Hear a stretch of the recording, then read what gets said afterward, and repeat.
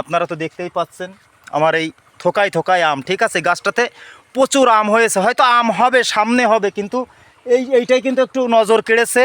এই জন্য কিন্তু আমি এখানে আসলাম। বন্ধুরা দেখুন, বছরের শুরুতেই কিন্তু বিপুল পরিমাণ আম ধরেছে। দেখুন, অন্য একটা জাত বা ভিন্ন একটা জাত হলেও কিন্তু প্রচুর আম হয়েছে গাছটায়।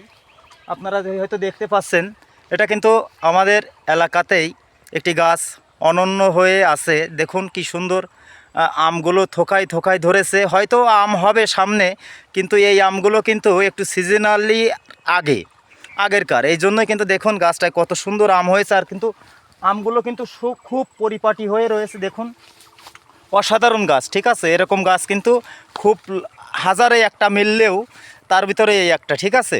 আপনারা দেখতে পাচ্ছেন কত সুন্দর আম। এই আমের দেখেন কি বিপুল পরিমাণ আম হয়েছে।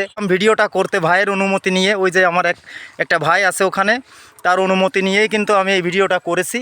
তবে দেখেন প্রচুর আম হয়েছে। হ্যাঁ, আম হয়তো হবে আগামীতে, কিন্তু এটাই কিন্তু আপনার দৃষ্টি কেড়ে নেবে এক মুহূর্তের ভিতরে, ঠিক আছে।